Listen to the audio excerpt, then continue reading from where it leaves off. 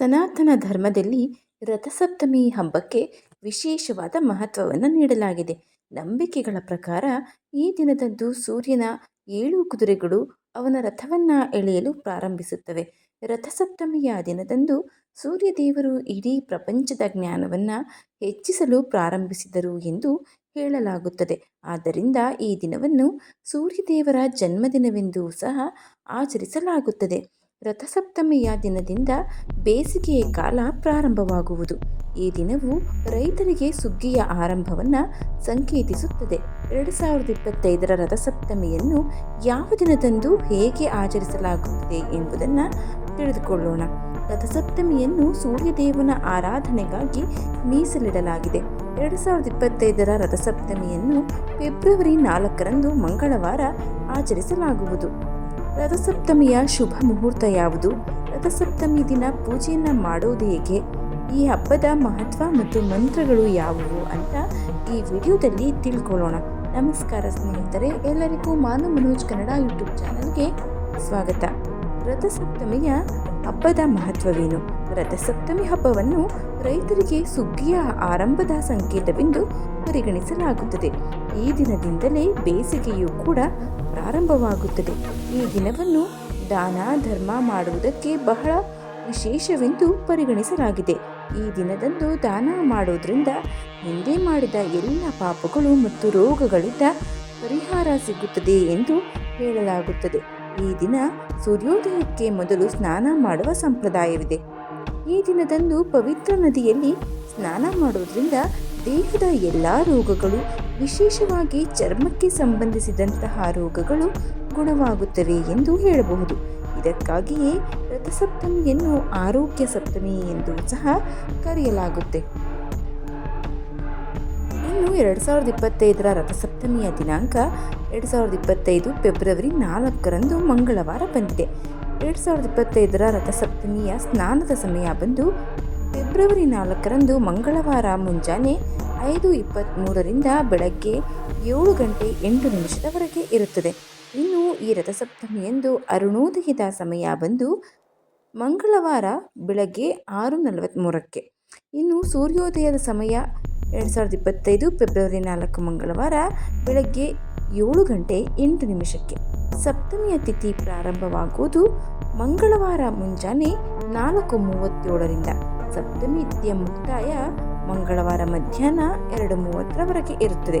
ಇನ್ನು ರಥಸಪ್ತಮಿಯ ಪೂಜಾ ವಿಧಾನ ಬಂದು ರಥಸಪ್ತಮಿಯ ದಿನದಂದು ಬೆಳಗ್ಗೆ ಬೇಗನೆ ಎದ್ದು ಶುಭ ಸಮಯದಲ್ಲಿ ಸ್ನಾನವನ್ನು ಮಾಡಿ ಶುಭ್ರವಾದ ಬಟ್ಟೆಗಳನ್ನು ಧರಿಸಬೇಕು. ನಂತರ ಪೂಜೆ ಮಾಡುವ ಸ್ಥಳವನ್ನು ಸ್ವಚ್ಛಗೊಳಿಸಿಕೊಂಡು ಹೂವುಗಳಿಂದ ಅಲಂಕರಿಸಬೇಕು. ಸೂರ್ಯದೇವರ ವಿಗ್ರಹ ಅಥವಾ ಚಿತ್ರವನ್ನು ಪ್ರತಿಷ್ಠಾಪನೆ ಮಾಡಬಹುದು. ಸೂರ್ಯದೇವರಿಗೆ ಗಂಗಾಜಲದಿಂದ ಅಭಿಷೇಕ ಮಾಡಿ ಶ್ರೀಗಂಧ, ಕುಂಕುಮ, ಹೂಗಳು ಇತ್ಯಾದಿಗಳಿಂದ ದೇವರನ್ನು ಅಲಂಕರಿಸಿ ಸೂರ್ಯದೇವನಿಗೆ ಹೂವಿನ ಹಾರವನ್ನು ಹಾಕಿ ಧೂಪವನ್ನು ಅರ್ಪಿಸಿ ತಾಮ್ರದ ಪಾತ್ರೆಯಲ್ಲಿ ನೀರನ್ನು ತುಂಬಿಸಿ ಸೂರ್ಯದೇವನಿಗೆ ಆರ್ಘ್ಯವನ್ನು ಅರ್ಪಿಸಿ. ಆರ್ಘ್ಯ ಅರ್ಪಿಸುವಾಗ ಓಂ ಗೃಣಿಹಿ ಸೂರ್ಯಾಯ ನಮಃ ಎಂಬ ಮಂತ್ರವನ್ನು ಪಠಿಸಿ. ಸೂರ್ಯದೇವರಿಗೆ ಬೆಲ್ಲ, ಎಳ್ಳು, ಬಟ್ಟೆ ಮತ್ತು ರೊಟ್ಟಿಯನ್ನು ಅರ್ಪಿಸಬೇಕು. ಪೂಜೆಯ ಕೊನೆಯಲ್ಲಿ ಸೂರ್ಯದೇವರಿಗೆ ಆರತಿ ಮಾಡಿ ಮತ್ತು ಪ್ರಸಾದವನ್ನು ವಿತರಿಸಿ. ಸೂರ್ಯದೇವರಿಗೆ ಹೇಳಬೇಕಾದಂಥ ಮಂತ್ರ: ಓಂ ಏಹಿ ಸೂರ್ಯದೇವ ಸಹಸ್ರಾಂಶೋ ತೇಜೋರಾಶಿ ಜಗತ್ಪತೆ ಅನುಕಂಪಾಯ ಮಾಂ ಭಕ್ತ್ಯಾಂ ಗೃಹಾಣಾರ್ಘ್ಯ ದಿವಾಕರಃ. ಓಂ ಸೂರ್ಯಾಯ ನಮಃ, ಓಂ ಆದಿತ್ಯಾಯ ನಮಃ, ಓಂ ನಮೋ ಭಾಸ್ಕರಾಯ ನಮಃ. ಆರ್ಘ್ಯ ಸಮರ್ಪಯಾಮಿ. ಓಂ ಗೃಣಿ ಸೂರ್ಯಾಯ ನಮಃ. ಓಂ ಹ್ರೀಂ ಹ್ರೀಂ ಸೂರ್ಯಾಯ ಸಹಸ್ರಕಿರಣಾಯ ಮನೋವಾಂಚಿತ ಫಲ ದೇಹಿ ದೇಹಿ ಸ್ವಾಹ. ಓಂ ಹ್ರೀಂ ಗೃಣಿಹಿ ಸೂರ್ಯ ಆದಿತ್ಯ ಕ್ಲೀಂ. ಓಂ ಹ್ರೀಂ ಹ್ರೀಂ ಸೂರ್ಯಾಯ ನಮಃ. ಇದು ಸೂರ್ಯದೇವನ ಹೇಳಬೇಕಾದ ಮಂತ್ರ. ಇನ್ನು ರಥಸಪ್ತಮಿಯ ದಿನ ಏನು ಮಾಡಬೇಕು, ಏನು ಮಾಡಬಾರ್ದು ಅಂತ ನೋಡಬೇಕು ಅಂದರೆ, ರಥಸಪ್ತಮಿಯ ದಿನ ಸೂರ್ಯೋದಯಕ್ಕೆ ಮೊದಲು ಎದ್ದೇಳಬೇಕು, ಸ್ನಾನ ಮಾಡಬೇಕು. ಮುಂಜಾನೆ ಸಮಯದಲ್ಲಿ ಮಾತ್ರ ಸ್ನಾನ ಮಾಡೋದು ಶುಭ. ಸ್ನಾನ ಮಾಡಿದ ನಂತರ ಭಕ್ತರು ಸೂರ್ಯೋದಯದ ಸಮಯದಲ್ಲಿ ಸೂರ್ಯನಿಗೆ ನೀರನ್ನು ಅರ್ಪಿಸಿ ನಂತರ ದಾನ ಕಾರ್ಯಗಳನ್ನು ಮಾಡ್ತಾರೆ. ನಂತರ ತುಪ್ಪದ ದೀಪಗಳನ್ನು ಬೆಳಗಿಸಿ ಸೂರ್ಯದೇವರನ್ನು ಕೆಂಪು ಹೂಗಳು, ಕರ್ಪೂರ ಮತ್ತು ಧೂಪ ದ್ರವ್ಯದಿಂದ ಪೂಜಿಸಲಾಗುತ್ತದೆ. ಈ ದಿನದಂದು ಮಹಿಳೆಯರು ಸೂರ್ಯದೇವರನ್ನು ಸ್ವಾಗತಿಸಲು ತಮ್ಮ ಮನೆಯ ಅಂಗಳದಲ್ಲಿ ಸೂರ್ಯದೇವರು ಮತ್ತು ಅವನ ರಥದ ಚಿತ್ರಗಳನ್ನು ಬಿಡಿಸುವುದು ಸಾಮಾನ್ಯ. ಭಗವಾನ್ ಸೂರ್ಯ 7 ಕುದುರೆಗಳ ರಥದ ಮೇಲೆ ಅದ್ಭುತವಾಗಿ ಕುಳಿತುಕೊಳ್ತಾನೆ. ಇದು ಆಳವಾದ ಅರ್ಥವನ್ನು ಹೊಂದಿದೆ. 7 ಕುದುರೆಗಳು ಮಳೆಬಿಲ್ಲಿನ 7 ಬಣ್ಣವನ್ನು ಸೂಚಿಸುತ್ತವೆ. ವಾರದ 7 ದಿನಗಳು ಮತ್ತು ಸೂರ್ಯನ 7 ಕಿರಣಗಳು ದೇಹದ ಮುಖ್ಯ ಚಕ್ರಗಳಿಗೆ ಸಂಪರ್ಕವನ್ನು ಹೊಂದಿದೆ. ರಥದ 7 ಕುದುರೆಗಳು ಮನಸ್ಸನ್ನು ಸಂಕೇತಿಸುತ್ತವೆ, ಅದನ್ನು ನಾವೇ ನಿಯಂತ್ರಿಸಬೇಕು ಎಂಬುದು ಇದರ ಅರ್ಥವೂ ಆಗಿದೆ. ಇನ್ನು ರಥಸಪ್ತಮಿಯ ಮಹತ್ವ ಭಗವಾನ್ ಸೂರ್ಯನ ಜನ್ಮ ವಾರ್ಷಿಕೋತ್ಸವಕ್ಕೂ ಸಂಬಂಧವನ್ನು ಹೊಂದಿದೆ. ಭಗವಾನ್ ಸೂರ್ಯನ ರಥ ಉತ್ತರ ಗೋಳಾರ್ಧಕ್ಕೆ ತಿರುಗುವ ಮೂಲಕ ಈಶಾನ್ಯ ದಿಕ್ಕಿನಲ್ಲಿ ಚಲಿಸುತ್ತದೆ.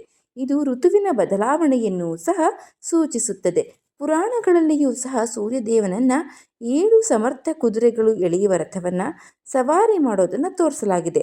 ಅರುಣ ಅದರ ಸಾರಥಿ. ಸುಗ್ಗಿಯ ಆರಂಭದ ನೆನಪಿಗಾಗಿ ಈ ಹಬ್ಬ ಮಂಗಳಕರ.